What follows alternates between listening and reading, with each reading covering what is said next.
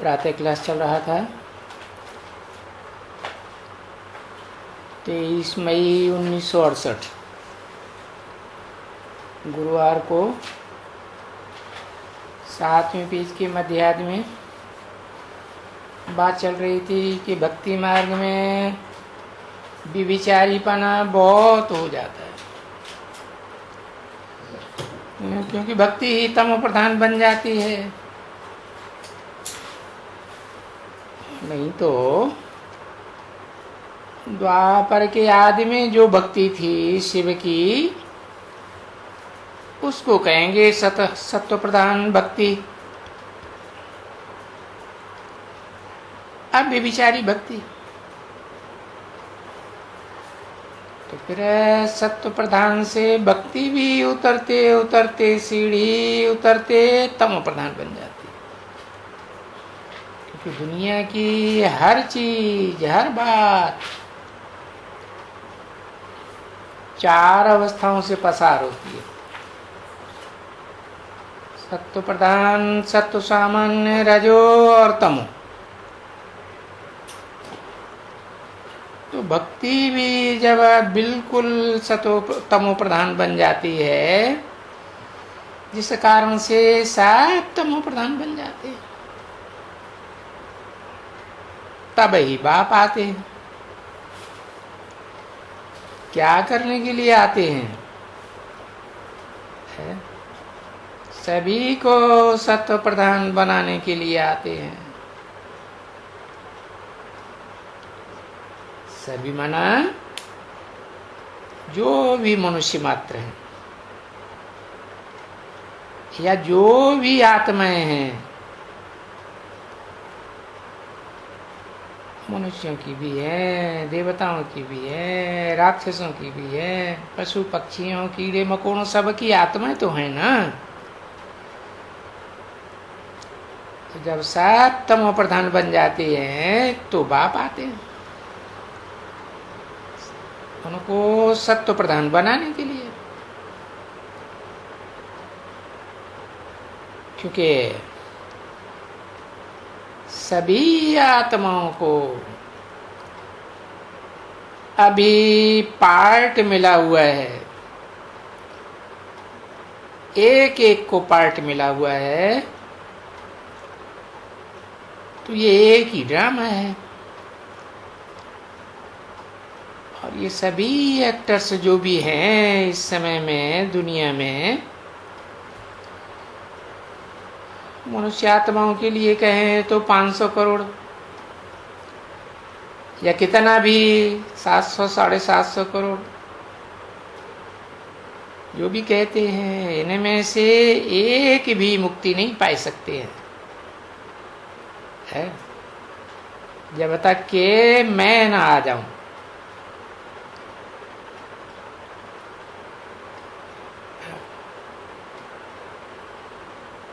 I mean, वो नहीं पा सकते हैं मोक्ष। सदा काल के लिए मुक्ति होती ही नहीं।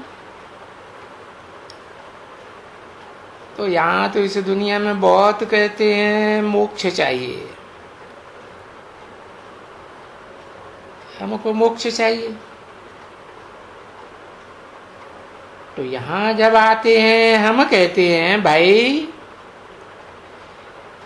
यहाँ शांति भी मिलती है, दुखों से मुक्ति भी मिलती है, और जीवन में रहते जीवन मुक्ति भी मिलती है। तो मुक्ति मिलती है तो फिर जीवन मुक्ति के लिए ये पार्टधारियों को आना तो जरूर है। क्योंकि कोई भी आत्मा ऐसी नहीं है जो सुख न भोगना चाहती हो। एक बाप ही है, supreme soul, heavenly God father, जो सुख दुख से परे है। वो तो तुरिया पार्टेदारी है। तो बेहद का बाप बोलता है जैसे सब आत्माओं को यहाँ आना है तो हमको भी यहाँ आना तो है। ऐसे नहीं कि इसे सृष्टि में सदा काल आना है, नहीं, हमको यहाँ यहाँ नहीं आना है। माना सतयुग त्रेता द्वापर कलयुग में नहीं आना है, क्योंकि जब बहुत दुखी हो जाते हैं तब मैं आता हूं। अभी दुखी हुए हैं ना बच्चे, तो सतयुग होता है तो वो कहेंगे आते हैं, नहीं। सतयुग में तो सब आत्माएं बड़े खुश रहती, सब पार्टधारी खुश रहते। हाँ, और वो कहते हैं बेहद का बाप कि नहीं, हमको यहाँ सतयुग में आना ही नहीं है।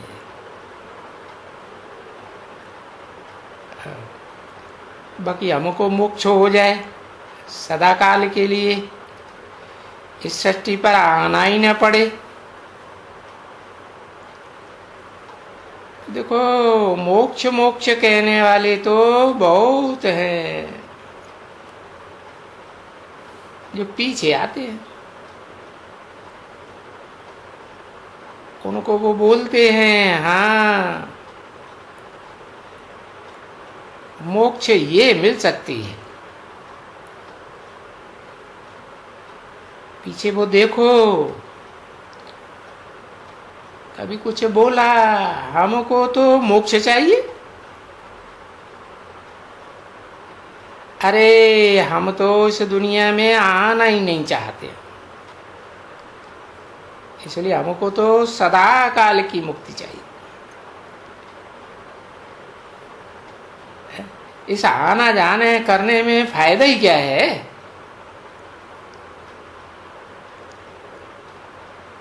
बाप कहते हैं आओ,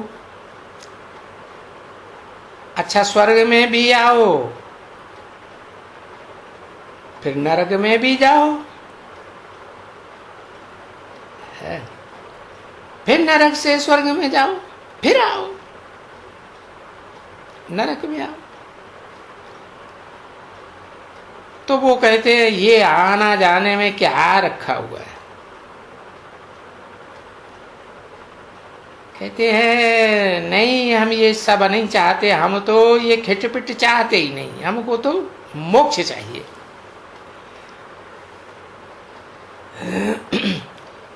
तो जब यहाँ आते हैं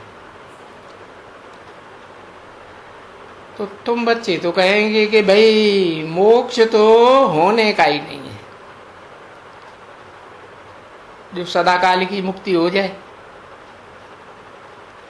अरे ये तो ड्रामा ही ऐसा बना हुआ है कि इस ड्रामा में एक को भी मोक्ष नहीं मिल सकती, समझा ना? वो दुनिया में जो ड्रामा खेले जाते हैं वो तो छोटे ड्रामा है। कोई चाहे भाई अच्छा मर गया है तो कोई दूसरी रिपीट करके लगाए देंगे उसको,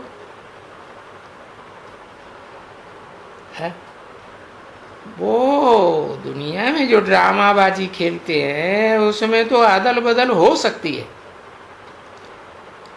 है? लेकिन यहाँ तो कायदा ही नहीं है। दोबारा रिपीट करके संशोधन कर दिया जाए, यहाँ तो मोक्ष होता ही नहीं है कभी भी, क्योंकि यहाँ बहुत तो आते होंगे जिनको गुरु लोग कहते होंगे हाँ मोक्ष भी मिल सकता है, या ये बार बार की आवत जावत से हम छूट जाएंगे? नहीं। अब ऐसे दुनिया में आना जाना तो देखो तुमको सबसे जास्ती है।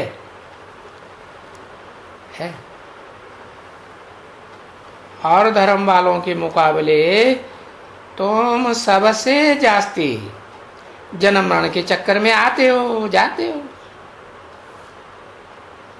है तुम बच्चे तो सबसे बड़ी सीढ़ी उतरते चढ़ते हो।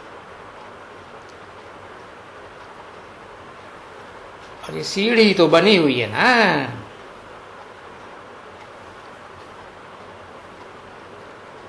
ऊपर में जाना सतयुग में,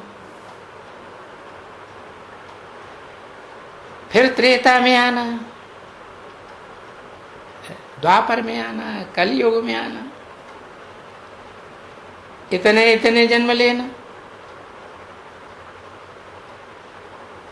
तो फिर ये सीढ़ी तो उतरनी पड़ती है ना। तो तुम बच्चों की तो है ये बड़े ते बड़ी सीढ़ी, और चढ़ते तो सब 1 सेकंड में है। तो देखो उतरने में ये है सीढ़ी, और तुमको है सबसे बड़ी सीढ़ी। फिर नंबर बार जो भी पीछे पीछे आते हैं उनकी सीढ़ी छोटी। पीछे आते हैं ना तो छोटी सीढ़ी, कम जन्मों की।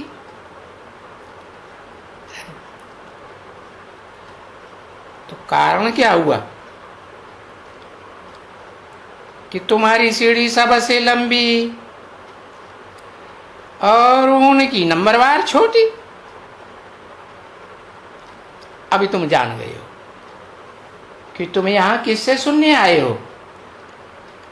है जानते हो कि हम तो ऊंच ते ऊंच से सुनने आए हैं, और धर्म पिताएं जो है वो ऊंचे ते ऊंचे थोड़े ही है, नंबरवार है ना। है? तो हम कोई उन मनुष्य गुरु धर्म पिताओं से सुनने के लिए नहीं आए हैं। और मनुष्य को तो भगवान कभी कहा ही नहीं जाता है। क्यों? क्योंकि मनुष्यों को तो चंचल मन होता है? और भगवान को चंचल मन होता है क्या? है वो तो सिर्फ बुद्धिमानों की बुद्धि है। चंचल मन का तो कोई नाम निशान है ही नहीं। अरे वो जितना एकाग्र रहता है उतना तो एकाग्र और कोई रह ही नहीं सकता। किसके एकाग्र रहता है? हा? एक के अग्र, अग्र माने आगे, किसके एक के आगे सदा रहता है?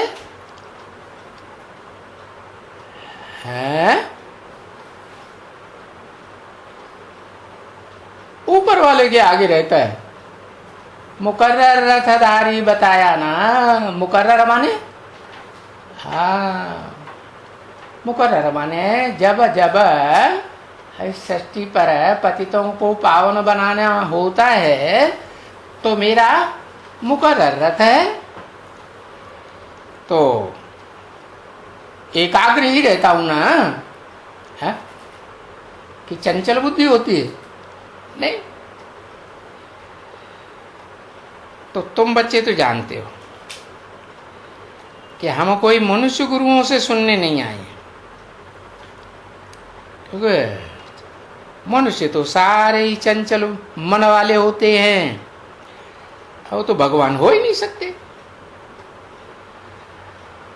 मनुष्य को अगर कोई भगवान कहे तो उसको तो शास्त्रों में भी क्या कहा गया? कुछ कहा गया? हिरण्यकश्यप कहा गया। बड़ा राक्षस है। जैसे बड़े बड़े दैत्यों का नाम होता है ना, ऐसे ही उस काम के आधार पर नाम दे दिया। क्या कहता था? हा? वो अपने बच्चे प्रहलाद से ही जबरदस्ती ऐसे बोलता था, मैं भगवान हूं, तू दूसरे को भगवान क्यों मानता है? मैं एक ही भगवान हूं। तो देखो, तुम बच्चों ने भी ये प्रहलाद की, हिरण्यकश्यप की कथाएं तो सुनी है ना, है?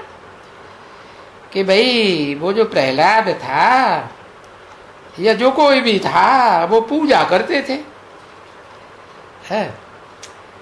तो हिरण्यकश्यप, हिरण्याक्ष, यो ने कहा कि मेरी पूजा करो, है? फिर देखो कहा जाता है कि थंब से निकल करके आया। अब थंब क्या है? थंब क्या है? थंब चलता फिरता है, हिलता डुलता है? नहीं। माना मैं तो पत्थर बुद्धि में आता हूं। क्या? जिसकी बुद्धि बिल्कुल चलायमान रहती है, चंचल बुद्धि होती है, कि मन चंचल होता है? हाँ, तो बताया मैं थंब जैसे मैं आता हूं। हाँ, अभी ये तो कथाएं बनाई हुई हैं, सिर्फ कथाएं हैं, और ये बरोबर ठीक है ना। मनुष्य भगवान नहीं अपन को कह सकते हैं, न कहे जाते हैं, परंतु अपन को भगवान कहलाते तो हैं, है? अब ये देखो, उनके लिए शास्त्रों में नाम भी पड़े हैं।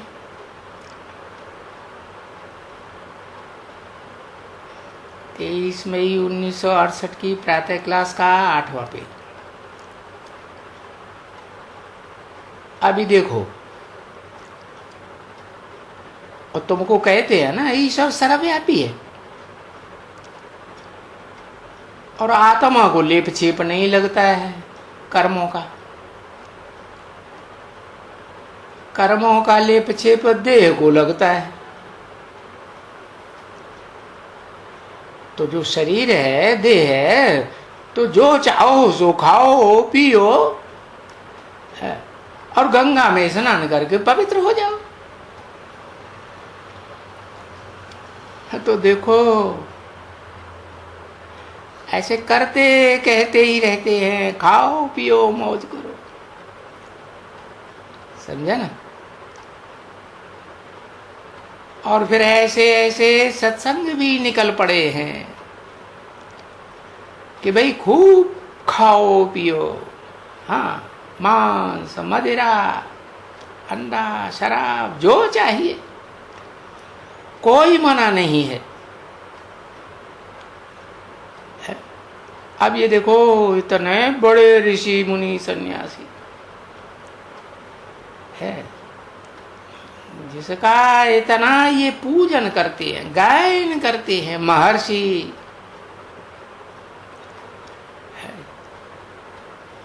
ये महर्षि योगी जाकर के ग्राहक फंसा के आते हैं ना विदेशों से।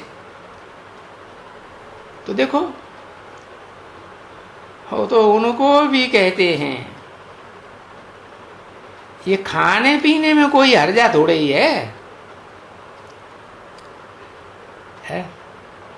टैक्स खाओ, शराब पियो, फलाना करो, टीरा करो। तो ऐसे ऐसे सत्संग यहां भी है इस दुनिया में, और उनको बिलायल से भी पकड़ करके ले आते हैं। यहां भी ऐसे सत्संग हैं। और देखो, यहाँ बाबा के यहाँ तो ये खाओ पियो की बात ही नहीं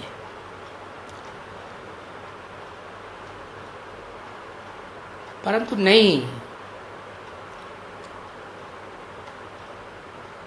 ये बिख भी नहीं खाओ।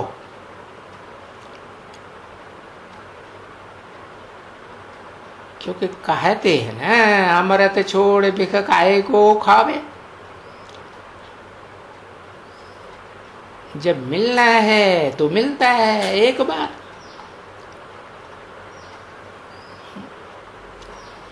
एक ही बार तो आते हैं इस सृष्टि में।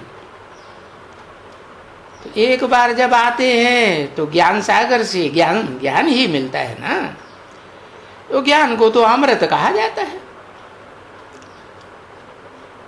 कोई स्थूल चीज पूजने की बात थोड़ी ही है। शास्त्रों में भी तो लिखा हुआ है ना, हरिते ज्ञानान्न मुक्ति, बिना ज्ञान के मुक्ति नहीं मिलती। समझे ना बच्चे? तो बात तो ऐसे है। कारण है कि सिवाय बाप के और ज्ञान सागर किसी को भी नहीं कहा जाता। सर्व का सदगति दाता, अभी पतितों को पावन बनाने वाला एक ही है। उनको कहा जाता है पतित पावन। उनको क्यों कह दिया है? कोई एक आत्मा की बात थोड़ी ही है? दो आत्माएं हैं। एक इस दुनिया की अभोक्ता आत्मा के रूप में पार्ट बजाने वाली, सदा अभोक्ता, और दूसरी दुनिया में जितनी भी भोगी आत्माएं हैं उन सब में सबसे जास्ती बड़ा भोक्ता। तो दोनों का जब मेल होता है, साकार और निराकार का मेल होता है ना, तब ही तो कहते हैं शिव बाबा। हाँ, तो उनको कहा जाता है पतित पावन। उनको कहा जाता है ना, कोई मनुष्य को तो नहीं कहा जाता है। हाँ, मना वो दोनों आत्माएं मिलकर के जब एक स्वभाव संस्कार की हो जाए। कैसा एक स्वभाव? निराकारी, निर्विकारी और निरहंकारी। चंचल मन होने की बात ही नहीं रह जाती। तो सुप्रीम सोल बाप तो आके कहते ही है कि मैं जिस मुकर्रर रथ में आता हूं उसको टोटल आप समान बना करके जाता हूं, है? तो आप समान बना के जाता हूं तो चंचल मन उसका काम करेगा, है? नहीं, एकदम 100% एकाग्र। चंचल मन वाले मनुष्य को भगवान नहीं कहा जाता है। तो ये मनुष्य को पतित पावन कहना, चाहे वो सुधरा हुआ हो क्यों ना हो, कितना भी सुधरा हुआ, 16 कला संपूर्ण क्यों ना हो, तो भी कलाओं में बंधा हुआ ना है। सूर्य की तरह कलातीत तो नहीं हुआ नहीं। तो पतित पावन कलाबद्ध कृष्ण को नहीं कहेंगे। और देखो, कृष्ण के जो यादगार मंदिर बनाते हैं उनमें भी तो उसको महात्मा बच्चे के रूप में दिखाया है ना। बच्चे को महात्मा ही कहेंगे ना, है? हाँ, उसमें विकार होते हैं क्या? नहीं। तो देखो, बच्चे का नाम गीता ने ठोक दिया है।